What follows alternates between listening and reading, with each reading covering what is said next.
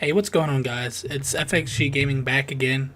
This time we're going to do a guide on tips for 70 plus. Once you hit 70 plus, what you should do and what you should not do um, on this game at that point.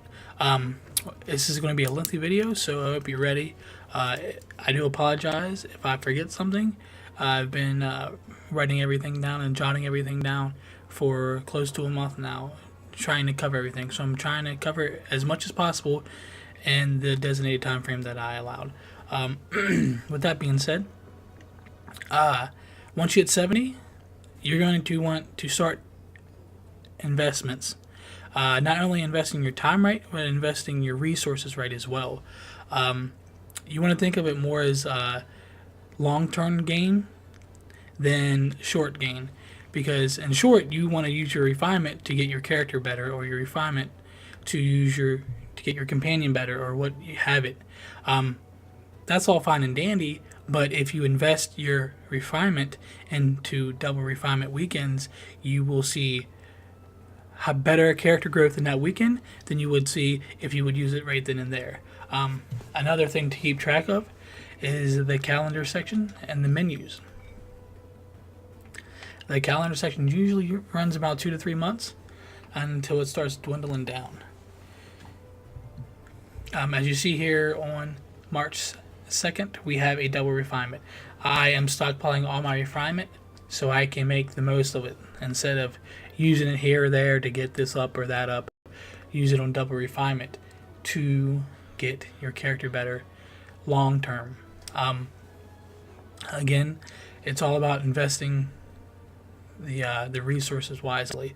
Again, here's double enchantments, here's double seals, all this. Here's double experience in case you need to get some of the missing sigils that you need. Again, don't power level a character throughout the time. Power level them on double experience. That way you can get the sigil you want within a couple hours. With that being said, the other investments you can make in the game would be character slots and bank spots. Inventory is a problem in this game, especially for your main character. So you can invest your AD into character spots. So not only do you have inventory to put things that you want to save up, such as refinement, such as artifacts you want to use in feeders, such as double Astral Diamond salvageable items, you can make characters to basically mule your refinement or your items that you want to salvage, or whatever you want to put in there.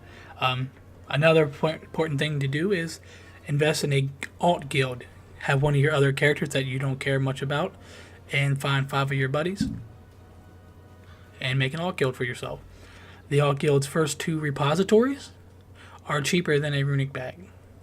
So with that being said, you can get over 100 spots with investing 450k.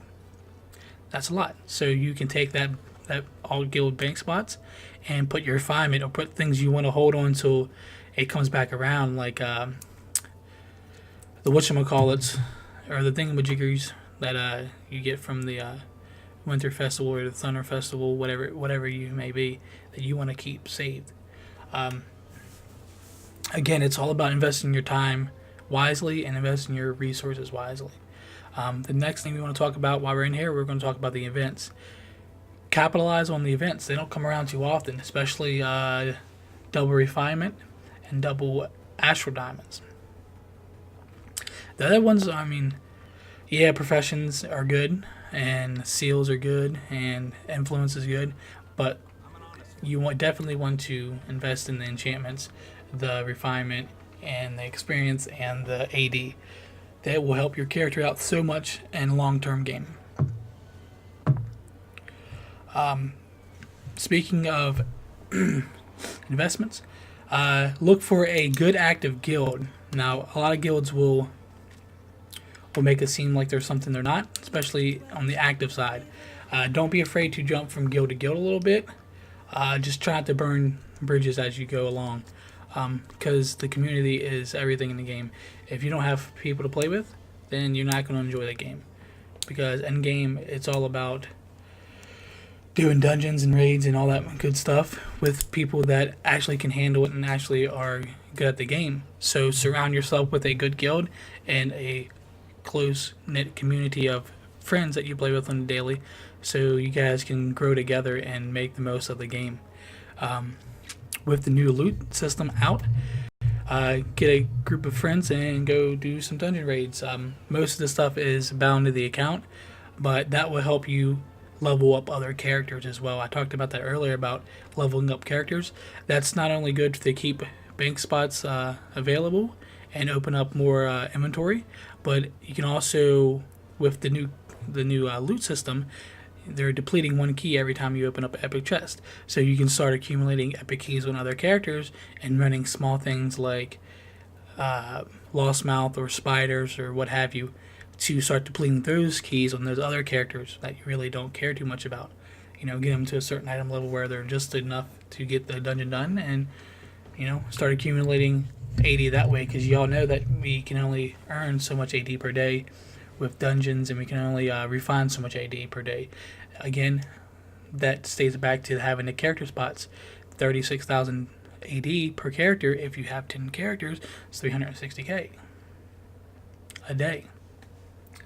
So you see where investing time in character slots and bank spots are just as important as doing in-game content, because it's the long term. This game is all about long term. You want to do things that make sense long term and not short term. So when you first get to 70, you're probably around 1,600 to 2K. If you're not that experienced, if you don't have other characters to help you progress your other alts in the game. So with that being said, start working on your companion. Your companion is not going to help your character, like item level wise, but it's going to help your stats. Once you hit a certain percent in bondings, your character will proc a better percentage or a higher percentage from a rank 10 enchantment on a companion than it would on your main tune itself. It's the percentage that the bondings give you. So once you hit a certain percent, then you're going to want to start taking over your high level enchantments to your companion, or high level enchantments from your character to your companion. I would say a little over 100%. Start doing it at or a little over 100%, and you'll start seeing better numbers. But you won't see a lot of character growth if you start working on enchantments that your companion has rather than your tune has. With that being said, you could always take the refinement that you get that is artifact specific and start using that to increase the levels of your artifacts. That way you're getting stats for your character, you're getting item level, and you're not losing it for something you can put on your companion as well. Your companion is very crucial to the DPS or the buffs and debuffs that you get in the game nowadays. So if you want to learn more about it, I'll link my companion tips for your guide, or the guide for companions, and the description below, so you guys can go check out that video. The next thing we're going to want to talk about is the artifacts in the game. When you're leveling up your artifacts, do not level up ones that you're not going to carry with you throughout the end of the game, or don't level up artifacts that you can't refine into something else, because you can refine other artifacts into other artifacts. But some of the game, especially the event artifacts, you can't really do much with. You can only level them up certain points, and you can't put them in the other artifacts. Try not to waste resources on those. It's a waste of time, and one, it's a waste of refinement, because you're not going to keep them. And I've yet to see one come from an event that is actually good, besides the artifact that uses the glitch, the FBI. Again, that's probably not leveled up very high as well. What else? Some of the don'ts in the game. Don't worry starting your character at level 70 and starting to worry about item level. The item level will come over time. Especially, do not start putting reinforcements in stuff that you're not going to keep. It's the same principle with artifacts. Do not put refinement in artifacts that you're not going to keep. It's a waste. Do not put reinforcements on low level gear and items just to get a little higher item level, because At some point, the item level is not going to count. It's more along the lines of what you can do with your character and your skill set, and the rotation you're using will 100% outweigh the item level that you have. Trust, believe, I'm having the problem as of right now with doing proper rotation and all that good stuff. But eventually, the proper rotation will come, and you'll learn your character in and out, and then you can start squeezing out every little item level to get max in the game. Make sure you're having the right character build at 70. They made it a lot easier with the side missions that you can do to earn respect tokens. So you want to make sure that your character, once you hit 70, that it's respect. So once you can earn those hypothetical levels after you hit 70 and you start earning extra power points, you know where exactly to put those extra power points for the most DPS, the survivability, or whatever it may be that you need at that general time. That will help you. Another big part of the game is the companion side. They keep adding companions or campaigns in the game. As you see here, there's a lot. With the new update that came out with about 6 months ago, they added these small ones in here, which they're really not too hard. But once you hit 70, you're going to want to work on Elemental Evil. You're going to want to work on Maze Engine. You're going to want to work on Shamandar. You're going to want to work on Underdark, Dread Ring. And then once you start getting better, then focus on Tyranny of Dragons and Icewind Dale, because these are a little harder than the other ones that I just named off, because of the dailies and the creatures there are more powerful. I know when I first hit 70, I didn't know much about the game, and I really struggled with Icewind Dale and Tyranny of Dragon. You can also start learning the boons in the game for those campaigns. The stats that it gives you will start mattering, especially if you need, a couple hundred of armor pen or couple hundred of crit or whatever have you. The boons that you will start unlocking will add up quickly. So again, this goes along with following the correct character build. We're not going to talk much more about character builds because all character builds are different. Especially with them adjusting the cleric in the foreseeable future and everything else. There's going to be a lot of other character builds out there. So just make sure you're focusing on something that's current, something that's relative, and not nothing that's back in mod 6 or 7 or 8. We're not going to go through all the boons that you can earn from your campaign, but you also want to start working on those.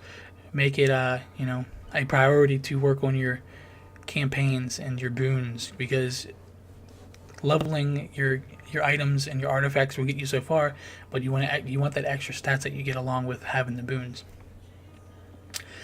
If you don't want to grind the dailies and the tedious ins and outs of these campaigns, you can buy some of them out. But again, I wouldn't focus on buying them out, because you want as much knowledge about the game as possible. And buying that out, buying Tyranny of Dragons out for 4k Zen, or buying Icewind Dale out for 4k Zen, or Underdark for 4k Zen, yeah, it's going to get there for short term, but long term you're going to suffer. You're not going to know how to play your character as much. You're not going to know the proper rotations and whatever you have, because this is a big game it's dependent on your rotations. So if your rotation is crap, one, it's going to be harder for you to find groups. Two, you're not going to know how to play the game properly. So again, I would, especially if it's your first character, I would definitely go through and make sure you complete the campaigns. That way you get as much practice as possible. But again, a lot of people aren't going to take it as serious as most, because this game is highly competitive once you hit end game. It's all about outdoing the next person. It's all about being the best of your group or your guild or whoever you're trying to, one up at that given time. Those campaigns boons will help you. Your companion, for example, if you're 2,500 and your friend is 3,500, but your companion is max and his is not, I guarantee it, I promise you, if you use the right rotation, you will out DPS that guy. Just because the companion plays that much into the part of doing DPS or protection or whatever have you in the game. Your companion is a must.